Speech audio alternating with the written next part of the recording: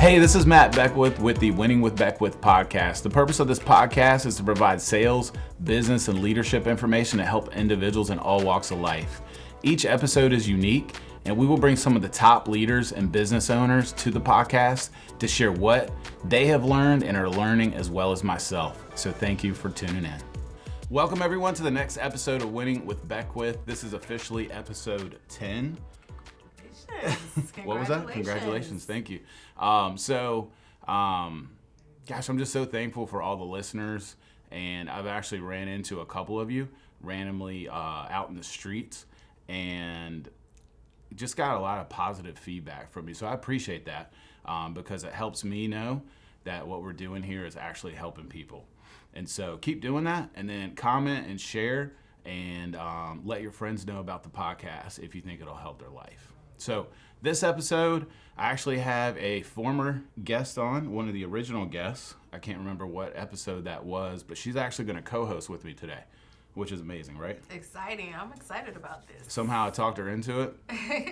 So I'm excited. This is Cynthia Lewis, and on our previous episode, we talked a lot about scaling her business. She's a loan officer at OVM Financial, actually your branch manager. Congratulations. Thank you. Recently promoted, and yes. She runs a team of how many people again? We are 9. We're a team of 9 now. Yeah. And a couple of independent LOs, so we're growing. She is growing, and it's just been amazing. So if you haven't checked out that episode where we talked about her specific business, check it out. It's definitely worth a listen. For this episode, we're basically going to be co-hosts. We're basically partners in this. Nice. It's going to be great. And so what I did and what my team did is we actually reached out to some loan officers at OVM and some of you listeners outside of OVM and asked you guys, hey, what kind of questions do you want to ask me? Because I do spend a lot of time interviewing the guests, and obviously they're all amazing, like you. Oh, thank you. But every time I ran into somebody, like, hey, I'd like to hear, what you have to say about a couple things. And trust me, during those episodes, I inject my thoughts. But I try to make sure that we get as much as we can out of the guests. And so, wouldn't be your podcast if you didn't. Yeah. So basically, I don't know if we're partners, but Cynthia may be the host going forward. And after this, you should start your own podcast because you are amazing. Thank you. That's a good idea. Great idea. So yeah. The show's yours. Awesome. Well, one, I am so excited, right? Because it's a privilege and an honor. Matt is not just somebody I work with, but someone I do consider a dear friend, but also someone I look up to. So this is exciting for me, not just being on a podcast, but being able to pick your brain and ask some questions myself that I have always wondered over the years. So yeah, and it's important to know, sorry to cut you off, that I did see the questions, but I didn't really read them, so I'm really going off the cuff. I wasn't prepared, so hopefully that works out for the better. It'll work out. You never know how that's going to work out, though. It'll work out great, because I may change some of these questions. Oh, there you go. But so, yeah, let's get started. Definitely getting to know you. So I would say one of the first questions is in getting to know you and who you are and your business is, what actually got you into the mortgage business? How did you end up walking down the path that you're on today? Wow. So getting into the mortgage business was totally luck. Okay. All right. So I didn't go to college and study mortgages. I don't think that exists. I don't think it exists. There's no mortgage major. They should create that soon. But I actually went to college. My original plan is I wanted to be an attorney. Okay. And I can see that for you. So I went down that path and was a history major. Studied history and pre-law, and got towards my senior year and started to prepare for the LSAT, the exam you need to do to get into law school, looking at law schools, and I started to look at the cost, to be honest with you, of law school, and it was expensive. Yes. And so I had already spent a lot of money on college. Right. And I just started doing more and more research, and I think honestly because I think that I loved the idea of being an attorney. Because at that time of my life, I wanted to make as much money as possible. Right. And so when you watch movies and you watch TV, it seems like attorneys are the top-paying people. High-paid people. So I started doing more research, and I realized that, yes, attorneys do make good money. Right. after they do, 3 more years of law school at a very expensive price. But they still have to hustle and grind just like everybody else. You still have to work hard. You still have to go out there and basically market yourself to get clients. It's no different than any other business. And so I honestly just decided that, hey, I don't want to be an attorney anymore. And so I started out with the illustrious job of telemarketing timeshares. And I realized real quickly that I was good at talking to people. And so being there, basically all we did was call cold calls and try to get people to go to the resort, right? And so out of a room of 40 plus people, within, the first 30 days, I was number one. And so there were some old school guys there, the old school telemarketers. And, they're telling me, you got to get into sales. And I'm like, what does that even mean? Because my plan was to be an attorney. And so I just started doing research, and I didn't find mortgages right away. Right. But I found door-to-door insurance sales first. Oh. Which was a great learning experience. I feel like once you do that, everything else is easy. Great way to cut your teeth. Great way to cut your teeth for sure. Yeah, so started doing that, and then once that kind of didn't pan out, I'm going to skip a couple jobs in between there. I had an interview for a mortgage company and didn't even know what it was, but I went in there and killed the interview. There you go. Got the job. And the rest is history. I'm very humble about that. But, I killed the interview. I had a great leader, and I mentioned her on my first podcast. Her name was Julia Brown. And but started out household finance in the mortgage business. So I know that was a little long-winded answer, but that's how I got into the mortgage business. No, that completely was great. luck. No, and I think it's funny. I think a lot of people in this business probably share that same background. Unless you grow up around it or know about it, most loan officers I've ever talked to, including myself, it's just something we stumbled into. Yeah. It was like, I didn't want to go to school anymore. I wanted to be a industrial organizational psychologist until I saw the pay and the cost. And I was like, well, I don't even know what that is. It's a fancy word for a lot of work with little pay. Yeah. Not necessarily, but a lot of schooling, and I wasn't built for it. Yeah. So stumbled in exactly like you. So cool, great. So we see how you've gotten into where you are today. We see how you've gotten into the field. So now tell us, I guess, how do you maintain, all that you've done? Sales is tough, right? You overcome, we deal with a lot of objections, you deal with a lot of rejection. Yeah. How have you, over the years, maintained the mind frame and the mindset to kind of keep pushing through all of that and constantly grow every year? Yeah, that's a great question. So I feel like this is kind of ties into what we were talking about before we started recording. And I don't remember my losses. Smart. Okay, so, smart. It's a good thing and it's a bad thing, but for some reason over the years I've just learned to block out the negative things. And so in sales, I feel like that's just a great quality to have. But I started to really reflect over the last few years, like what made me like that, because I don't think you're born like that. And I think a lot of it came down to sports. Okay. And so I played high school and I played college soccer and I played goalie. And so really you can relate this to any sport, but as a goalie, you're the last line of defense. And when you get scored on, it's easy to kind of get down on yourself and reflect on it and constantly think about what you could have done to prevent that from happening. Right. And kind of just spiral out of control. Well, meanwhile, there's still a game going on. And so if you're constantly just focused on that goal that just happened, the next time you have an opportunity to make a save or to gather the ball, you're not going to be at your peak level. And so I honestly think and I wasn't always perfect at that. Yeah, I just think over the years, I think that was part of why I ended up forgetting my losses, because in sales and really in business, when you do have a loss, you got to learn to draw a line in the sand and step over that line and leave that behind you, because at that point, there's nothing else you can do. And it really comes down to just having a neutral mindset. And so we talk a lot about having a positive mindset, which I think is great. You definitely don't want to have a negative mindset.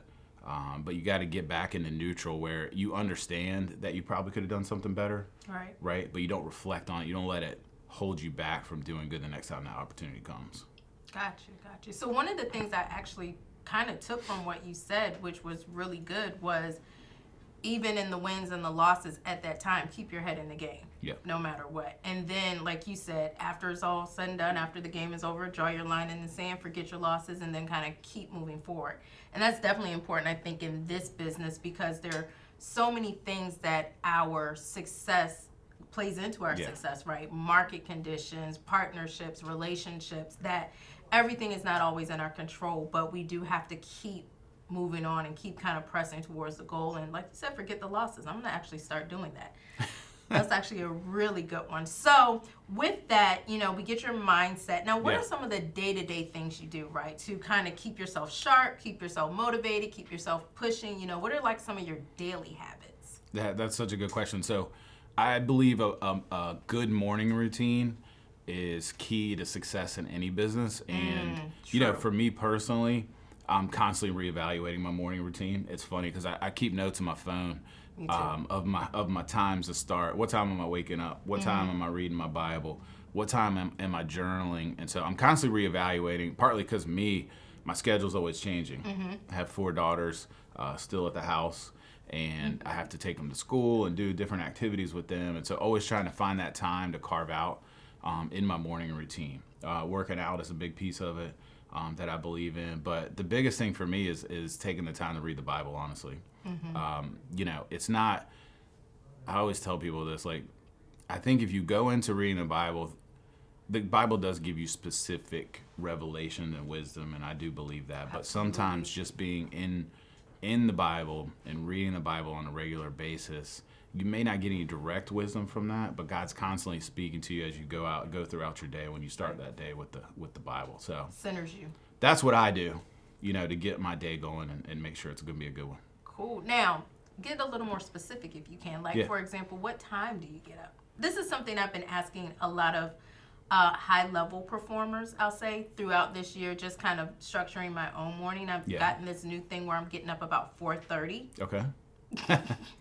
It's a challenge, but I'm actually finding myself to be way more effective. I get so much more done in the day, and it makes time for my morning, my devotions, getting able to get into work and get just a good flow. So what hour of the morning do you typically? Yeah, that's a great question. I'll tell you that it changes. It changes a lot because I'm always evaluating that morning routine. And I do think sleep is important. Absolutely. And so I think I've read a ton of books where they talk about these successful CEOs or these business owners that do get up at 4:30, or some of them get up at 3:30 and they go to the gym for 2 hours and they come home and read a book for an hour. And listen, everybody's different. Right. And that's what I truly believe. And you have to figure out what works best for you when it comes to what time you wake up. Because I think it's great you wake up at 4:30 and that works for you. All right, I can't do 4:30. Anything that starts with a 4 is not for me.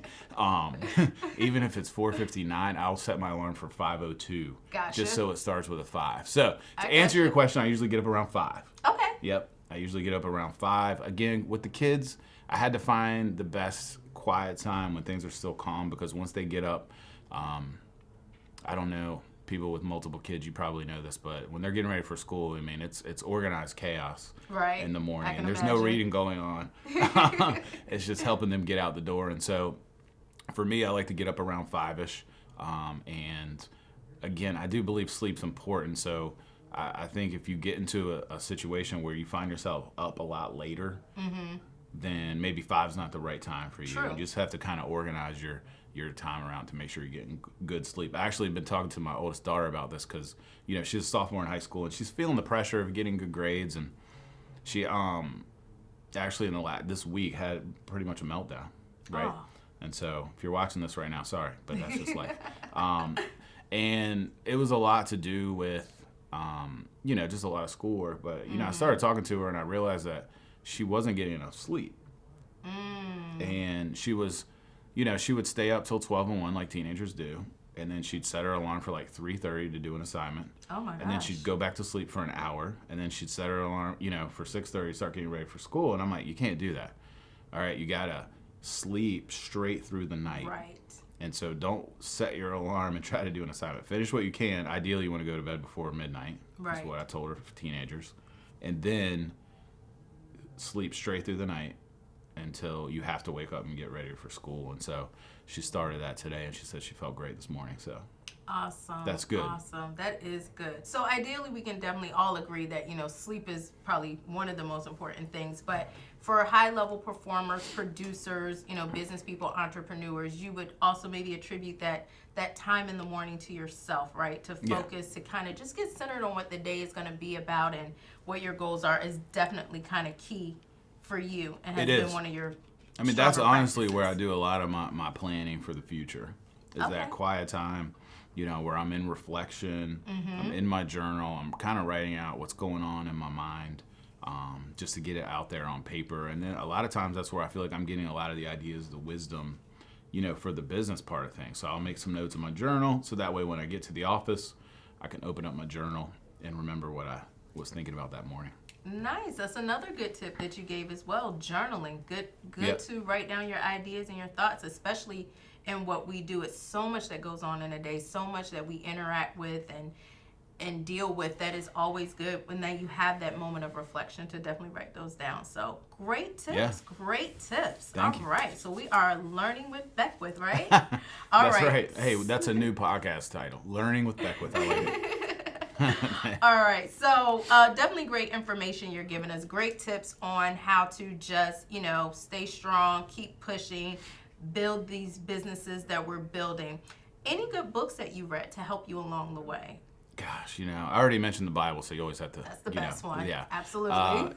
I've read a lot of books, and so people ask me this all the time, and I'm always like, I don't remember the name of it or the author, but I do usually remember the one I'm reading right now. Okay. And so I'm reading one right now called It Takes What It Takes by Trevor Moab. Okay. Which I probably just totally messed that name up, and I apologize because I know it's probably wrong. I am one of the worst pronunciators of last names out there. Forget your losses. Forget your losses. Yeah. And so what the premise of it is, I'll just throw it out there, is I kind of mentioned some of it earlier. He talks a lot about mindset. He's a sports psychologist, works with a lot of high-level pro athletes. Oh, cool. And he talks a lot about not necessarily being overly optimistic. Like, you need to believe that you're going to be successful, right? Right. You have to believe that. But in the midst of a game in a sport or in the midst of doing business, being able to have a calmness and keeping it in neutral versus being overly optimistic. So he uses an example, like if you're a quarterback of a team, right, and it's the Super Bowl, and you're in the third quarter and you're down 4 touchdowns, okay? You believe that you can make a comeback at that point, right? You have to believe that. You're a pro athlete. You still have time on the clock. If you go into your huddle as the leader of the team and you say, all right, guys, this is exactly where we wanted it. This is what we planned for. We wanted to be down 4 touchdowns, right? They're going to look at you and be like, this guy's an idiot. Exactly. Go the other way, right? No, the mindset is, hey, we're down, but we can still do this. Right. And so that's what he talks a lot about, is being in a neutral mindset in this particular book, of not being overly optimistic, but being realistic in the situation, and not being pessimistic, but realizing when you make mistakes and what you need to do to correct those mistakes, but not dwelling it like I was talking about earlier. Right. Nice. Yeah. So that's a good one. Awesome. So do you have a quota of the amount of books you try to read a year, or do you just kind of go with what works? I mean, the fact that you read to me is great. That's something I'm working on this year, reading books outside of my Bible, like actually reading some books to help me. So you know me really well. Yes. I set unrealistic goals in all areas of my life. Absolutely. And so every year I go into the year and set a book goal. Okay. Now, I will say audiobooks count as books. Yes, okay, they so do. if anybody listening right now was struggling with that counts. So I typically will be reading a book like the old-fashioned way on the iPad, very old-fashioned.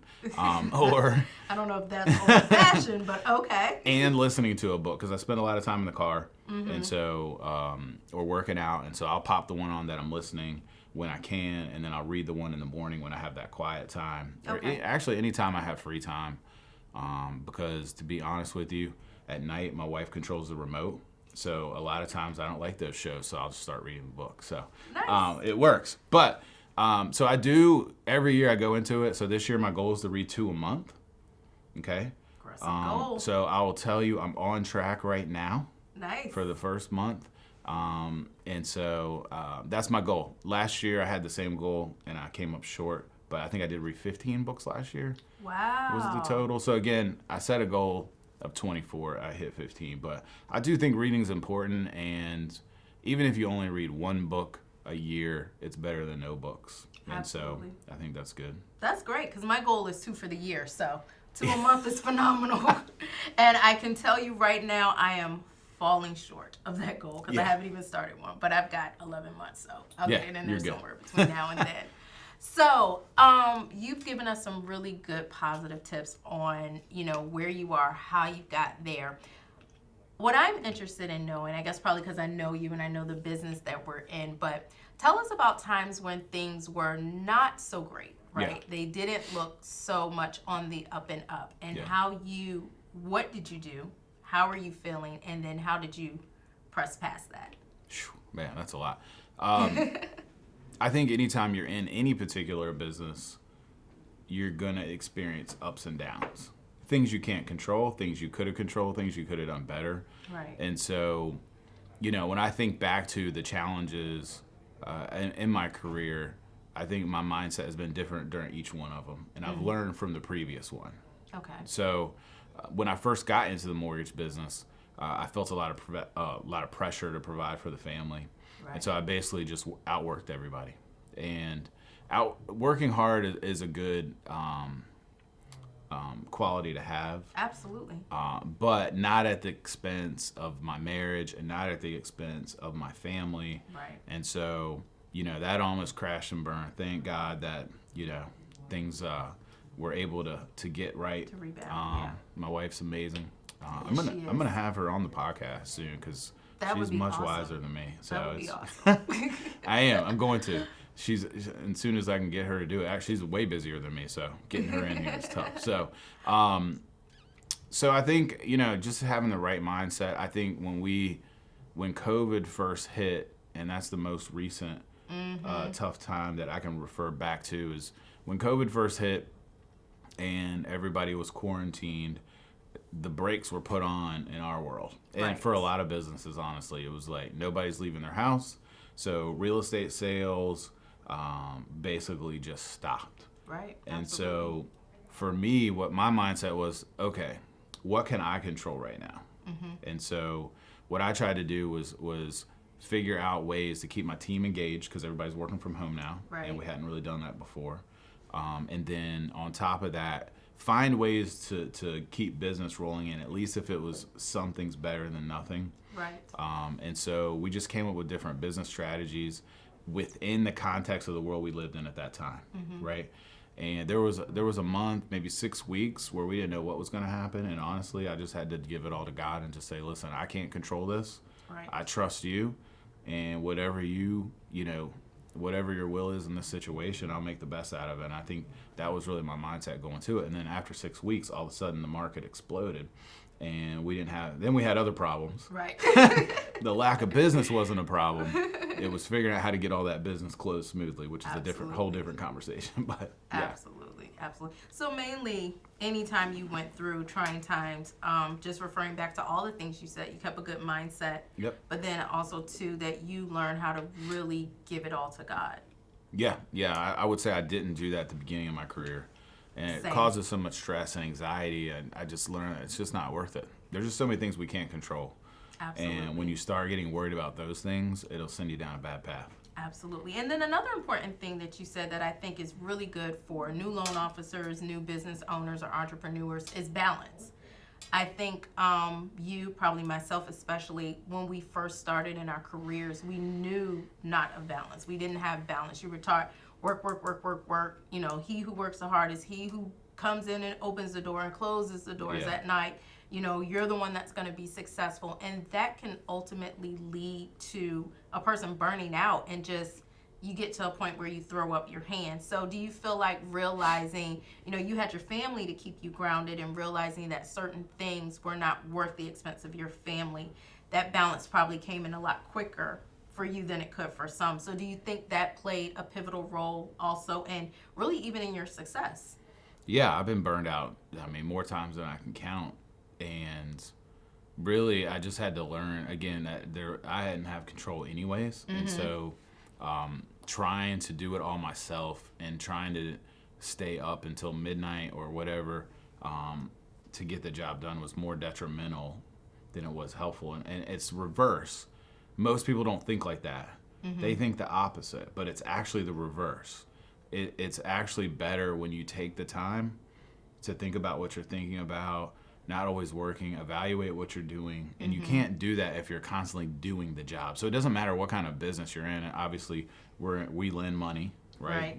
And we try to get people into houses with loans. But it doesn't matter. If you're doing that job as a loan officer or real estate agent or, a contractor, if you're actually in it all the time, you wake up at 6, you get home at 9, you eat dinner, and you go to bed. There is no time in there for you to plan, to build a team, to train people, to do all the things you need to do to have a long-term successful business. It took me a while to figure it out.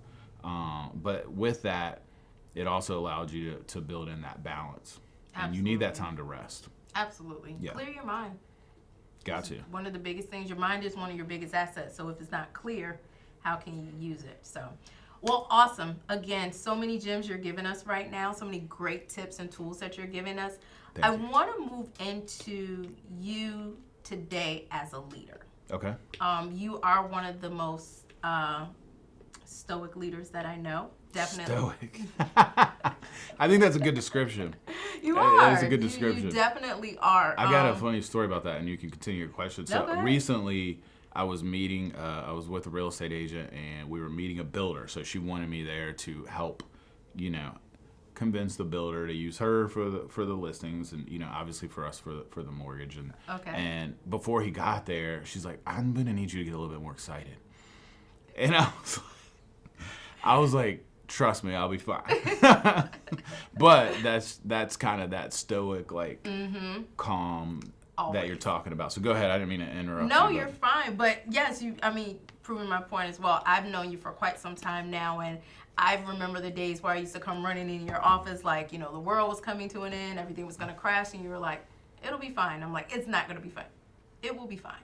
And it always was. It worked out. So, again, you're one of the strongest leaders that I know. You've definitely stepped into a huge leadership role, even a thought leader with a lot of the things that you have brought to OVM and just to the markets in general. What do you think is one of the strongest or most important personality traits, right, to be a strong leader and to step into roles of leadership? Yeah, so I think the key to maintaining, I'm going to call it neutral. I'm going to steal it from the book. The mindset of not being too excited but not being too down. Okay. Is your expectations. Okay. Okay. So when you walk into a situation. And I was recently listening to a sermon. This pastor's in New York, and it's actually a pretty old sermon. But so it mentions taxis. So do taxis still exist in New York, or is it just Uber? Or actually, I think they do. I don't know about New York. Probably, because they have a few around here, so probably. Sorry. He was telling a story, and it made me think a lot about expectations. He said in New York, all right, he was riding in a taxi, and the taxi smashed into another taxi. Okay? So the expectation, all right, in Virginia, if you smash into somebody, okay, in a car, what happens? Everybody gets out. Everybody gets out. It's a huge deal. There's tears being shed. Correct. Right? It's out of control, right? What do you think they did? Probably looked at the damage and kept going. Nope, they didn't get out of their car. Oh, wow. They literally just kept going. Oh. So the expectation, all right, of the taxi driver in New York is that he's getting in an accident. That's just part of his job. It's part of the day. It's part of his job, and he's getting in an accident. And so in Virginia, our expectation is we're not getting an accident. It doesn't happen that often. Right. So it's a huge deal. And so the expectation of that taxi driver is just that's part of his job. So there's no need to get bent out of shape about it. You just move on to the next thing. And so in our world, it's the same principle, right? We're not necessarily smashing into cars, right? Mm-hmm. But no matter what business you're in, there's things that just happen. Right. True. And I joke around all the time. There's a loan officer that works here, and those of you that work at OVM will know who I'm talking about. Great guy. But he's constantly running around the office upset about something. Mm-hmm. And I'm like, hey, what are you upset about? And every time he says what it is, it's an everyday occurrence in our business. Just like the taxi driver, they're crashing. Right. All right. Things are happening. Appraisals are coming in short in our world. The agents are making mistakes. Whatever the case is, underwriters are giving conditions that don't make any sense, right? there's no point I've learned to get upset about it because it's just part of the deal. It's part of the day. It's what we signed up for, and I love the taxi cab driver because that's what they signed up for. Right. You know you're getting in an accident. We know that there's going to be problems in our business. So my expectation is there's going to be problems. Gotcha. You know what? And so I know that going into it, and if there's not problems, it's a good then day. it's a big day. It's a huge day. Right. If there is problems, it's just part of the job, and you learn to address it. And so I think the expectations is key when it comes to that. Got you. So being able to step into roles of leadership is being able to have not only just realistic expectations or strong expectations, but realistic expectations. Just realizing it's realistic because I don't want to say you comes should with it. set your expectations low, Mm-hmm. right? You should still have high expectations for performance, right? I talk a lot about that with my kids too. It's like you set the expectation high, but you also know that there's not everything's going to go perfect. Right. So. Absolutely. Yeah. Absolutely. I think that's a great tool to have. Really, that's one of the things I try and share with my team and anybody. Really, like, this is the job. Like, we know it comes with it. Just roll with the punches. It'll be okay. If it doesn't kill you, it makes you stronger. Yeah, just right? so you know, because I know you can't see the clock and I can. Okay. We really are. We probably have time for one more question. Awesome. So you got to pick the best one. All right. Before we wrap up, no pressure. No pressure. Well, we already, let me see here. So I would say, what are your personal goals going forth as a leader, as one of the owners here at OVM Financial, as a new podcast? What are the goals for Matt Beckwith? Wow, that's good. I think it's funny because we're towards the beginning of the year right now, and I think it's natural for everybody always has New Year's resolutions. And really, you could do that at any point in the year, by the way. Absolutely. You don't have to wait till January to start reevaluating what your goals are. But I think it's only natural, and I naturally reevaluate things at the end of the year going into a new year. Okay. And so for me personally, I know for this year, I really just want to get healthier physically. Nice. Right? And so that's one of my big goals from a personal standpoint. We talked about the book goal, and, you know, I read the Bible consistently, and this is my third year of doing the Bible in a year plan, right? Nice. And I'll tell you the great thing, if anyone wants to kind of be held accountable, my two best friends, we're in a reading plan together. And so it's funny if somebody misses a couple days, right, which is usually me, they're texting me saying, hey, are you okay? What's going on? But it's just a different level of accountability to make sure that we're all staying in the Bible together. And so those are some of my personal goals. You know, business-wise, I'm always looking to develop the team, grow the team, get them performing at a higher level, and really just trying to get everybody that works directly for me and everybody at OVM to hit their potential. Nice. Because everybody's got different potentials. Absolutely. I love the fact that your goal is about helping others meet their goals. So that is awesome. Yeah. Well, again, this has been great for me. Yeah. This has truly been a privilege and an honor to sit down with someone that I admire so much. So thank you. Well, listen, I think that, again, I probably said this the last time you were on, but you should have a podcast at some point, okay, once you have time in your life to do that. I know that's not what you're focused on now, but honestly, thank you so much for coming on as co-host. Absolutely. You really were the host, you know, asking me questions. But thank you, listeners. Again, I love seeing you out when I run into you, and I love the feedback that you guys are giving me. So keep doing that. Again, like this podcast, share it with your friends if you think it'll help them. But again, thank you for tuning in.